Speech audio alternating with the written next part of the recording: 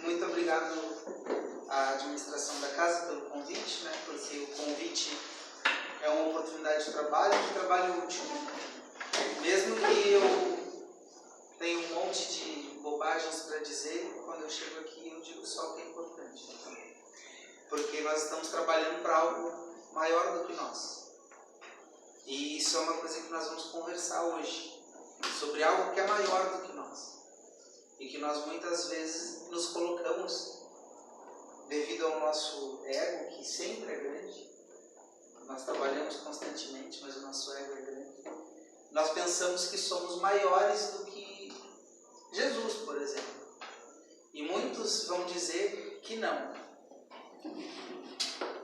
Mas quando nós refletimos durante a nossa conversa hoje, eu acredito que muitos vão dizer que, infelizmente, nós nos achamos em alguns momentos superiores por causa das nossas ações, e erradamente superiores a alguém que é perfeito e que, sendo perfeito e puro, sempre disse que era imperfeito. Então nós vamos hoje conversar sobre o capítulo 2 do Evangelho, falar um pouquinho de Jesus, falar sobre a vida futura e sobre a realeza de Jesus. E no início do capítulo tem um trecho do Evangelho onde Pilatos entra no palácio e, observando Jesus, ele pergunta: és tu o rei dos judeus? E ele responde: meu reino não é deste mundo. Pois se assim fosse, aqueles que estariam comigo, aqueles que me seguem, eu estou parafraseando, me ajudariam, me retirariam, não deixariam que eu ficasse à mercê dos judeus. E aí no final ele diz: meu reino ainda não é neste mundo. E vamos colocar esse ainda, porque esse é o nosso grande objetivo. Fazer com que esse mundo seja o mundo de Jesus, o reino de Jesus. E nós vamos tentar, nessa conversa de hoje, fazer algumas comparações do porquê que ele fala sobre isso, Por que o reino que nós vivemos hoje, ainda, mesmo passando esses 2 milênios, ainda não é o reino de Jesus. Por que isso acontece, E como nós podemos fazer com que esse reino que nós vivemos aqui materialmente, que é tão importante, se torne o reino que Jesus tanto quer que a gente viva. Porque a gente fica imaginando que só quando nós sairmos do corpo físico é que nós vamos ter a oportunidade de viver num reino tão bom quanto o que Jesus falou quando esteve aqui. Mas nós podemos já, a partir das nossas experiências e das nossas atitudes diante das experiências, transformar esse mundo num mundo ditoso. E nós vamos ver isso na nossa pequena conversa. Primeiro, nós vamos conversar sobre a consolação, Aqui está a cena que nós falamos sobre Jesus e Pilatos. Mas nesse capítulo, falamos um pouco da vida futura.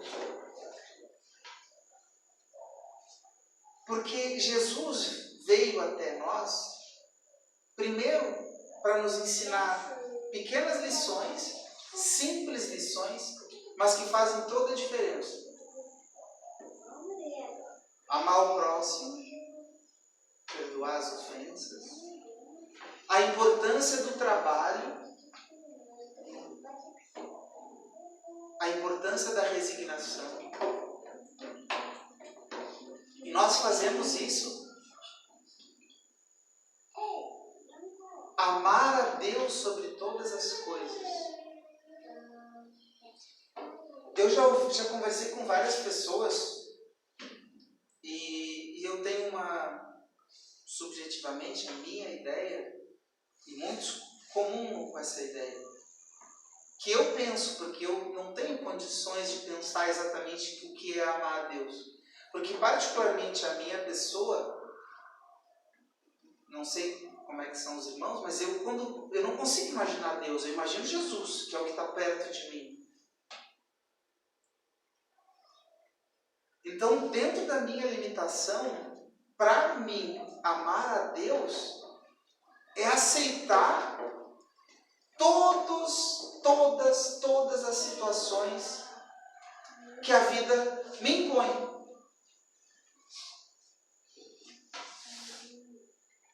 Dentro da minha limitação. E eu quero ser útil na noite de hoje. Porque para mim, amar a Deus é entender que se eu perder o emprego,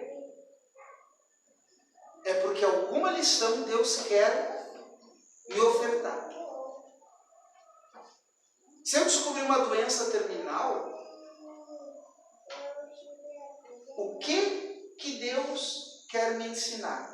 Porque eu não lembro da minha vida pretérita, das outras existências.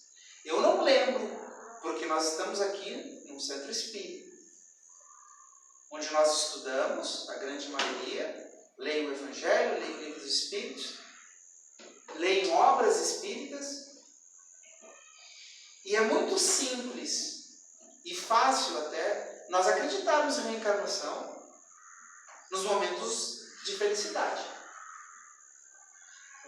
Mas essa reflexão de que um momento difícil, na verdade, é uma lição extremamente importante e que reflete a justiça divina, quem de nós de fato faz isso? Porque essa é uma lição importante. Ele disse amar a Deus sobre todas as coisas. E a interpretação que eu fiz, básica, é de que eu só consigo amar alguém quando eu aceito aquilo que ela está me impondo. Porque eu tenho certeza que o que vai me acontecer, e se Deus permite, é para o meu bem. Vocês conseguem refletir sobre isso? E esse ensinamento é básico para todos nós. Quem não passa momentos difíceis? Lembra quando a gente começa a ler no Livro dos Espíritos sobre os mundos, os diversos mundos, e meu reino não é desse mundo, ele já coloca que existem outros mundos.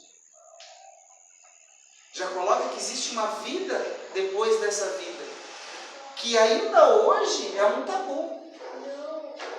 Alguém de vocês já tentou consolar um conhecido que faleceu, um parente que amava muito?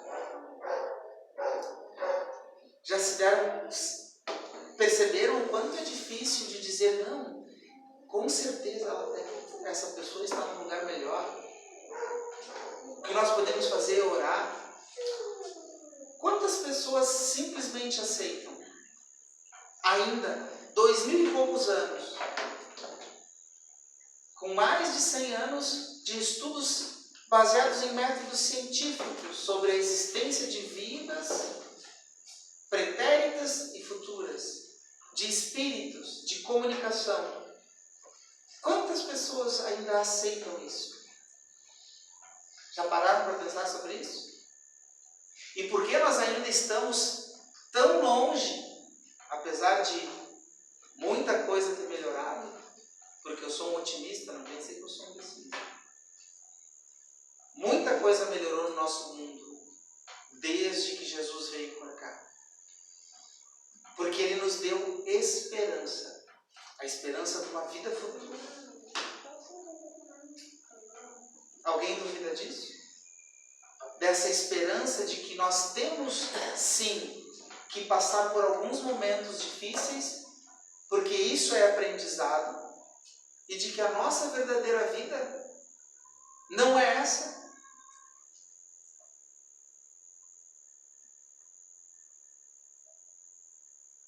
Essa vida que nós vivemos serve para uma única coisa. Não é para melhorar os outros, não é para melhorar o planeta, melhorar a si próprio. Porque se nós nos melhorarmos, se todos os dias nós nos olharmos no espelho e perguntarmos para nós mesmos o que eu fiz, eu gostaria que tivesse me feito, a minha atitude com tal problema, eu agi como Jesus ensinou? Porque é simples. Não é fácil, é simples. Existe uma diferença nisso. Porque é tão simples que nós temos um manual de sobrevivência. Mais de um. Se nós olharmos nas bibliotecas e o número de bons livros que existem, nós temos manuais de como viver e como ser feliz nesse planeta. E essa esperança Jesus nos deu. Porque quando ele diz meu reino não é desse mundo, ele já está dizendo, existe uma vida superior, uma vida melhor, existem outros mundos. E quando vem a codificação da doutrina espírita, a gente nem precisa ir na codificação, se a gente pegar vários livros de grandes autores, a gente percebe que existe uma esperança. Porque quando pessoas escrevem sobre o céu e o inferno, sobre momentos de dificuldade, sobre redenção, elas estão sendo inspiradas por espíritos superiores. Então nós temos, graças à governança desse ser que é Jesus, infinitas oportunidades de aprendizado. Nós estamos aproveitando porque já faz 2 milênios que ele veio aqui. E essa nem foi a maior de todas as lições, né?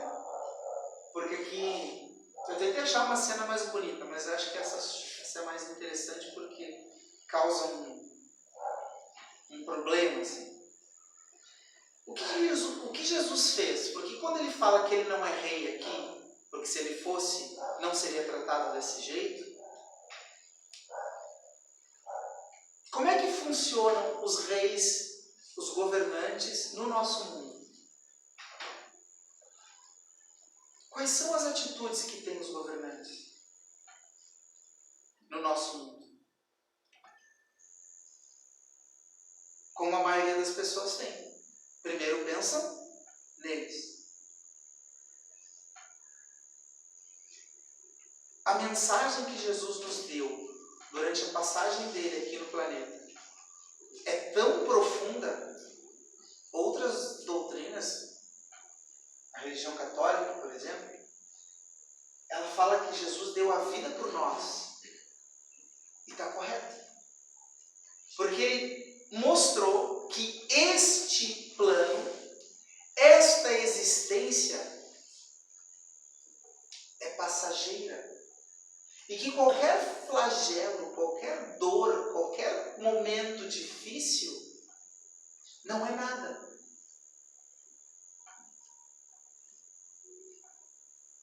Não é nada diante da eternidade que nós vivemos, porque nós somos espíritos eternos. Porque vocês já leram o que Jesus fez? Quem é que já leu o que Jesus fez quando estava no planeta? Pode levantar o braço. O que ele fez? As pessoas estavam com lepra. Ele tocava nas pessoas e elas... O cego de nascença começava a enxergar. Acidentes graves, o cara tetraplégico começava a caminhar. Dentre outras tantas coisas. Vocês acham, eu sempre falo isso, que naquele momento em que Judas chega e dá um beijinho nele, Os guardas romanos chegam para prender. Se ele quisesse, ele fazia assim e todo mundo dormia. Não, porque dentro da minha limitação, ele era totalmente capaz de fazer isso. Ou não? Porque ele foi torturado, crucificado, morto e 3 dias depois ele estava caminhando entre as pessoas.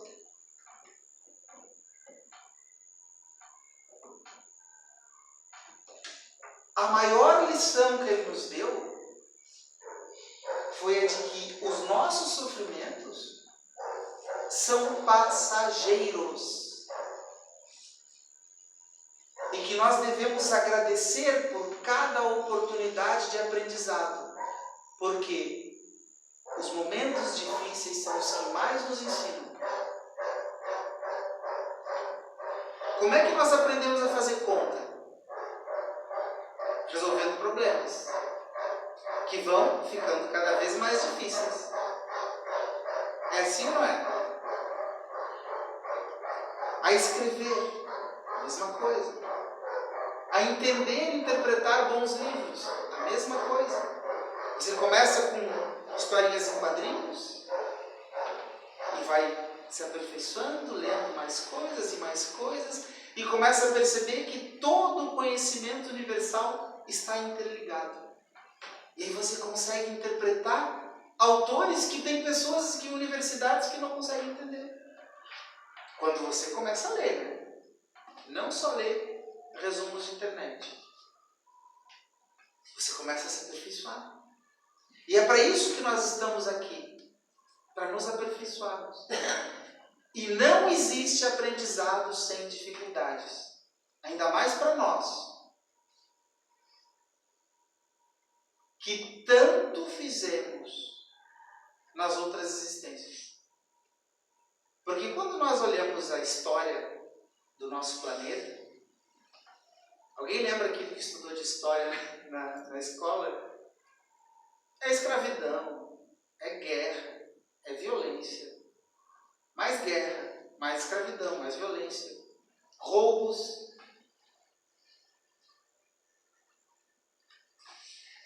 Nós participamos de tudo isso.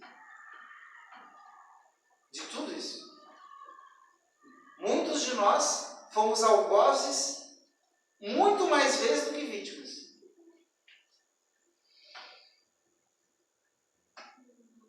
Então, isso quer dizer que o sofrimento que nós temos é muito pouco, né? Mas também é importante nós sabermos que se nós temos a vida que temos hoje, é por merecimento. Porque isso também é importante.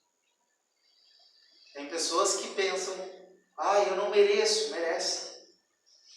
Nós merecemos tudo.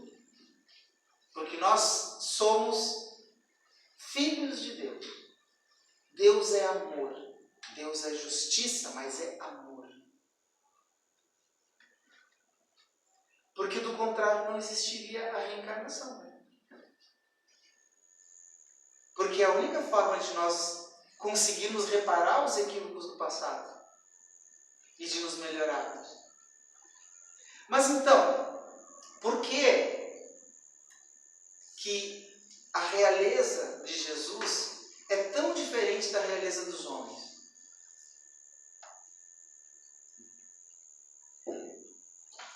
Eu vou sintetizar num fato histórico.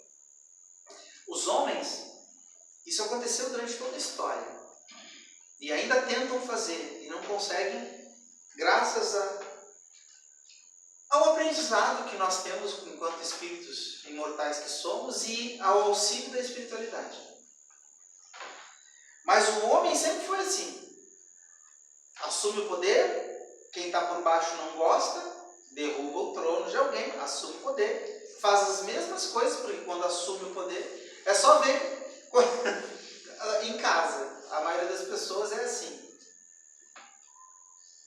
O cara, quando é filho, está pianinho, virou pai, já acha que pode mandar nos filhos. Nós temos que orientar, não mandar.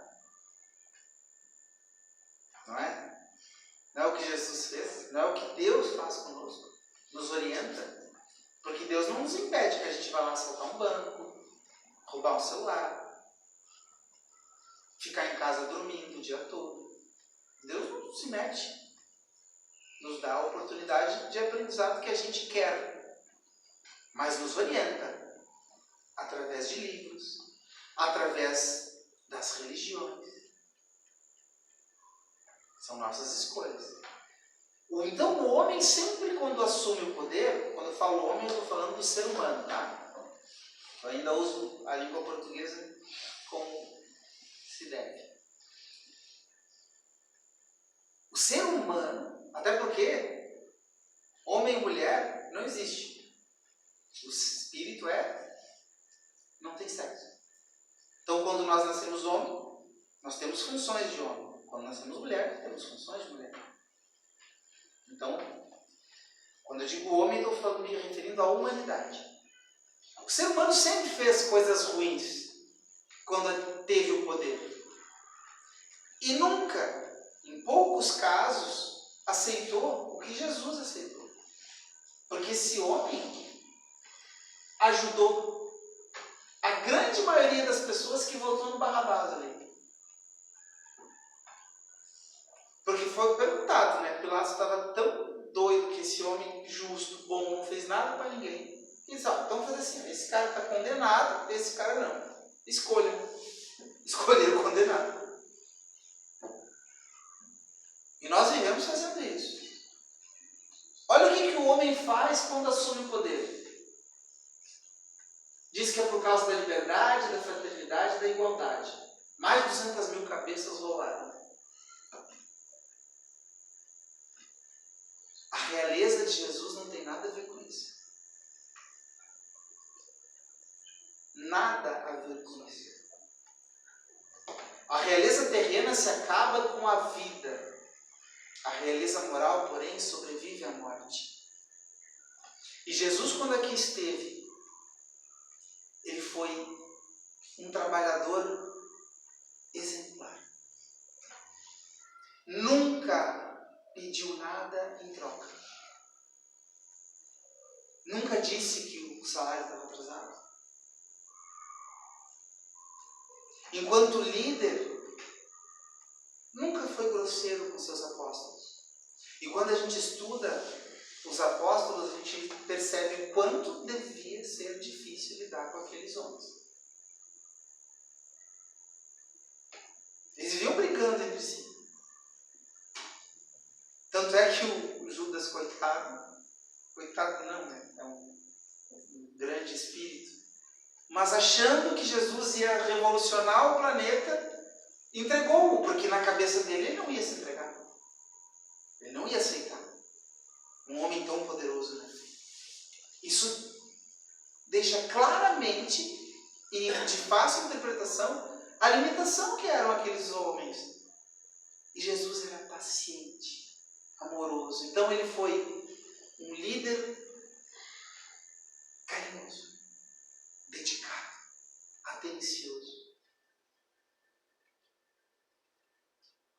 Foi o médico mais perfeito que passou pela terra.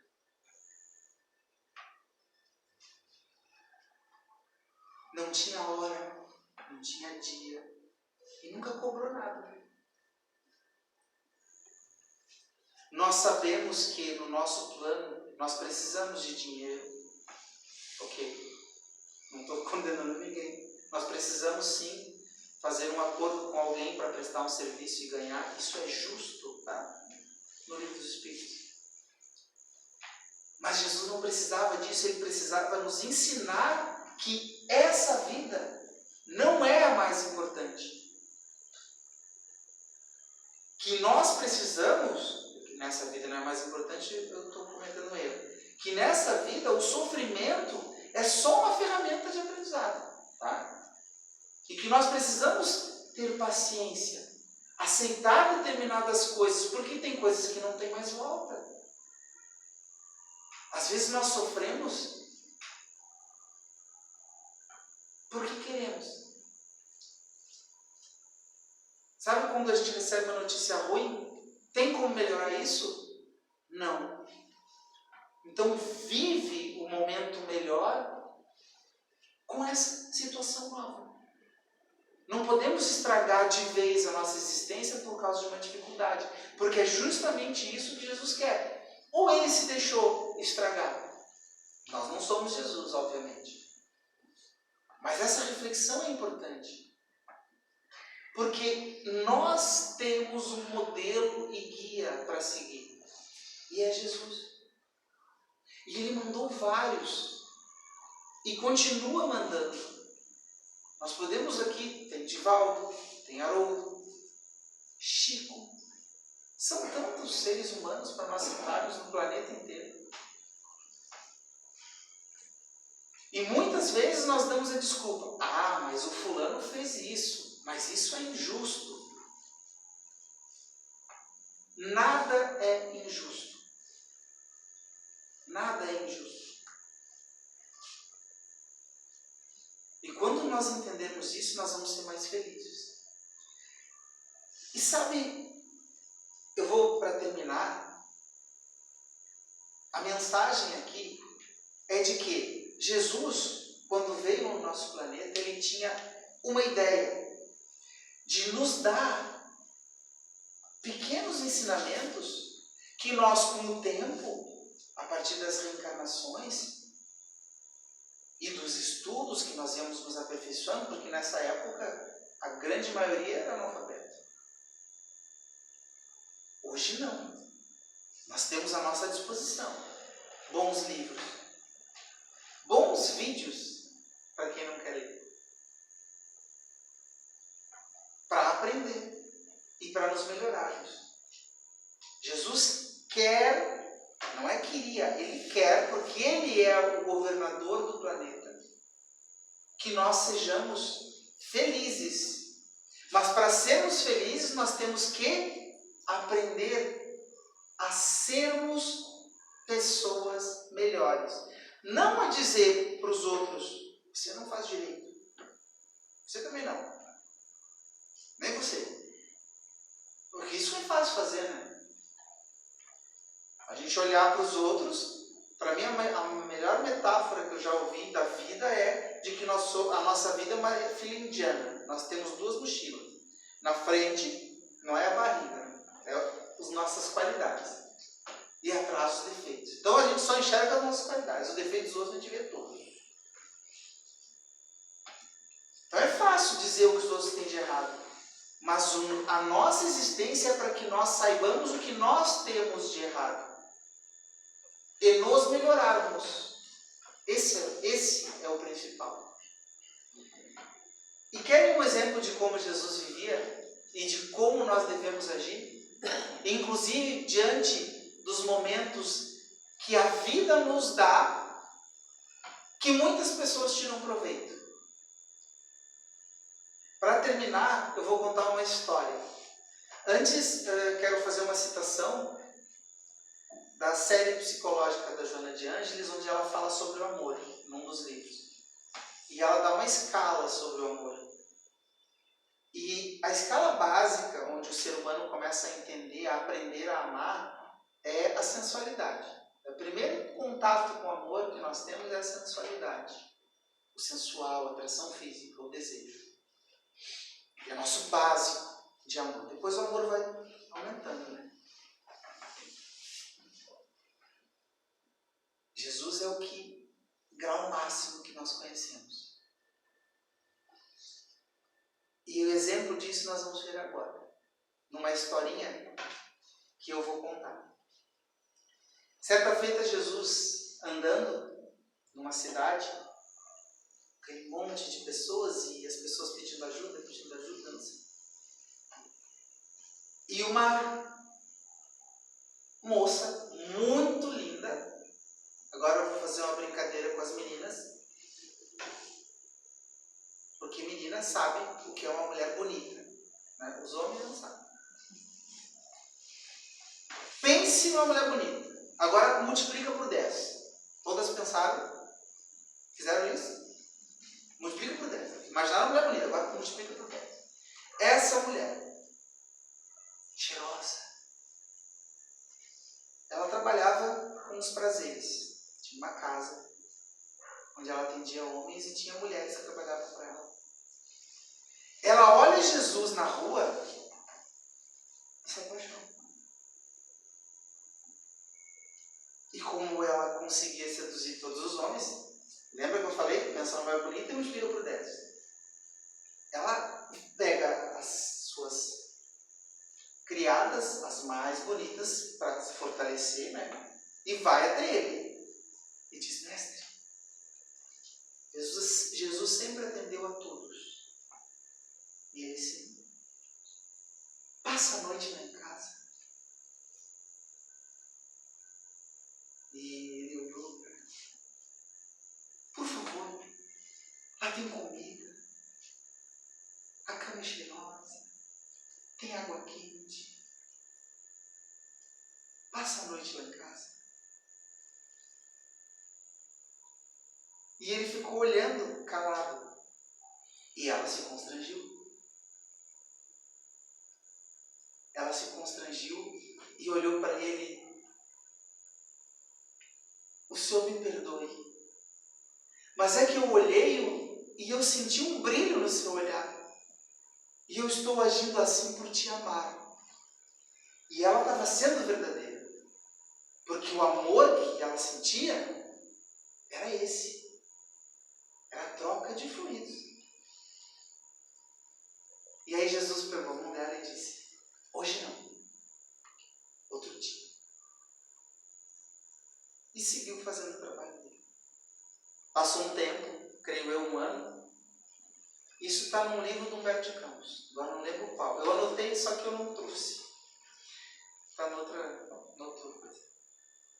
Ele passando na mesma cidade, 1 ano depois.